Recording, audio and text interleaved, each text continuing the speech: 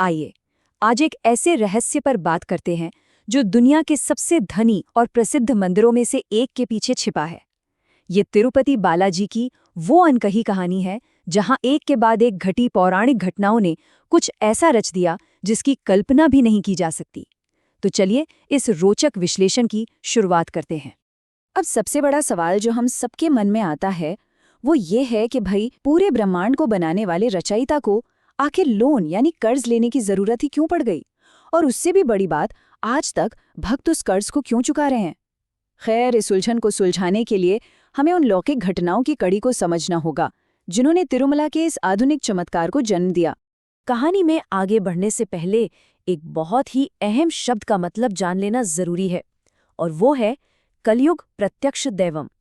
शास्त्रों में भगवान वेंकटेश्वर को कोई पुरानी कथा नहीं बल्कि हमारे आज के इस युग में एक बिल्कुल साक्षात जीवित उपस्थिति माना गया है। मतलब वो भगवान जो इंसानियत की पुकार सुनने के लिए सीधे पृथ्वी पर मौजूद हैं।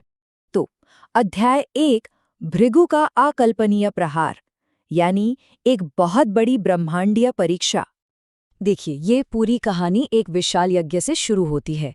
ऋषियों को ये जानना था कि त्रिदेवों में सबसे श्रेष्ठ आखिर है कौन, तो उन्होंने महर्षि भृगु को परीक्षा लेने के लिए भेज दिया। अब जरा घटनाओं के इस क्रम को देखिए।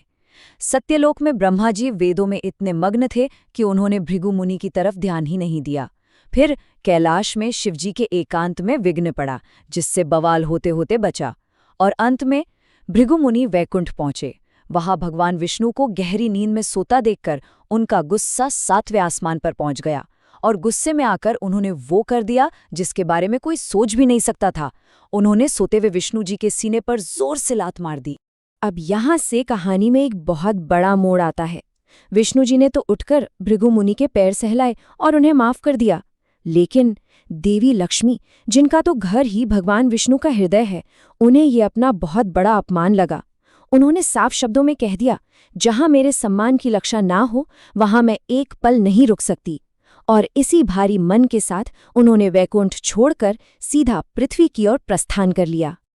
और फिर आता है हमारा अध्याय 2 विष्णु का पृथ्वी पर अवतरण, जब स्वयं भगवान को मानवीय पीड़ा का एहसास हुआ। देवी लक्ष्मी के चले जाने से वैकुंठ में एकदम उदासी छा गई। उन्हें खोजते खोजते विष्णु जी भी पृथ्वी पर आ गए। अब चूंकि वो यहाँ मानव रूप में थे, तो ब्रह्मांड के पालनहार को इंसानों की तरह ही भयानक भूख और प्यास सहनी पड़ी। सोचिए, स्थिति कितनी गंभीर थी। उनकी मदद के लिए ब्रह्मा जी और शिव जी को एक गाय और बछड़े का रूप लेना पड़ा। ये गाय रोज चुपके से एक बम्बी के पास जाती और अपना सारा दूध वहां गिरा देती थी। मतलब सृष्टि के रचयिता को जिंदा रहने के लिए दूसरे देवताओं की इस गुप्त मदद पर निर्भर होना पड़ा। लेकिन ये सिलसिला ज्यादा दिन छिप नहीं सका। एक दिन एक क्रोधी ग्वाले ने गाय को ऐसा करते देख लिया। उसे लगा कि गाय उसका दूध बर्बाद कर रही है, तो उसने गुस्से में आकर गाय पर सीधा कुल्हाड़ी से वार कर दिया। तभी भगवान विष्णु उस बाम्बी से बाहर आ गए और उस भयानक वार को अपने सिर पर झेल लिया। साक्षात भगवान के सिर से खून बहने लगा, और सच मानिए यहीं से घटनाओं ने एक बहुत ही भयंकर रूप ले लिया।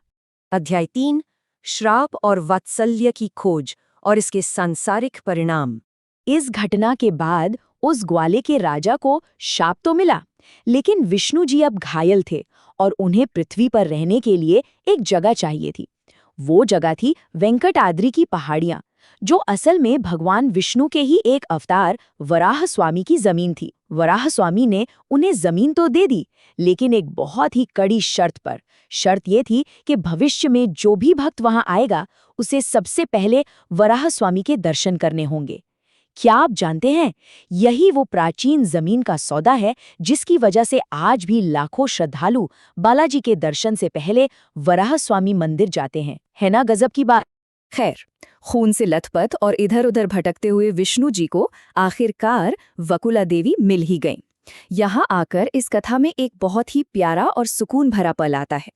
असल में वकुला देवी द्वापर युग की माता यशोदा का ही पुनर्जन्म थीं। भगवान कृष्ण ने उन्हें अपना विवाह देखने का जो वचन दिया था वो अब जाके पूरा होने वाला था।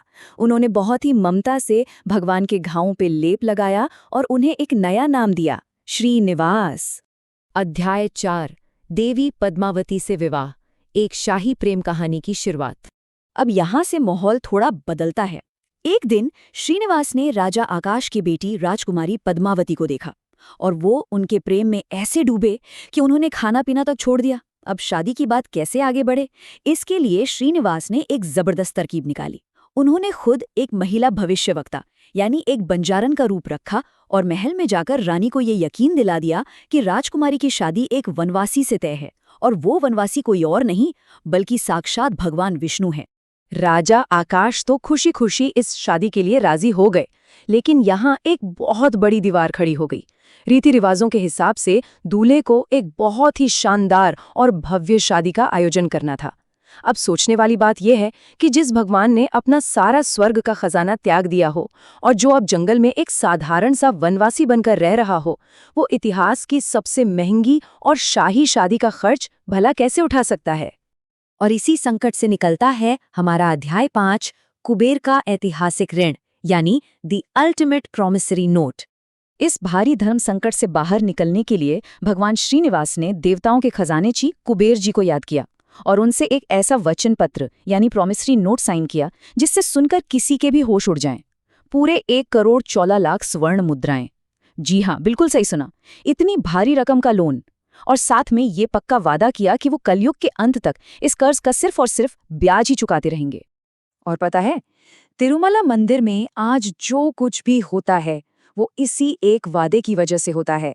मंदिर में जो पवित्र दान पेटी है जिसे हुंडी कहा जाता है, उसमें डाला गया एक एक सिक्का, एक एक रुपया सीधे कुबेर जी को दिए गए उस प्राचीन कर्ज के ब्याज को चुकाने में इस्तेमाल होता है।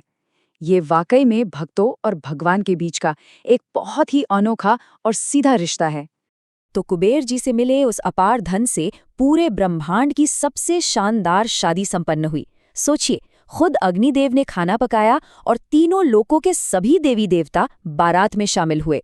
उसी मौके पर उस पुराने चोल राजा ने अपनी गलती सुधारते हुए भगवान को एक सोने का मुकुट भेंट किया। उस मुकुट को पहनते ही श्रीनिवास जी को अपनी सारी पुरानी यादें वापस आ गई और वो राजा भी अपने श्राप से हमेशा के लिए आजाद हो गया।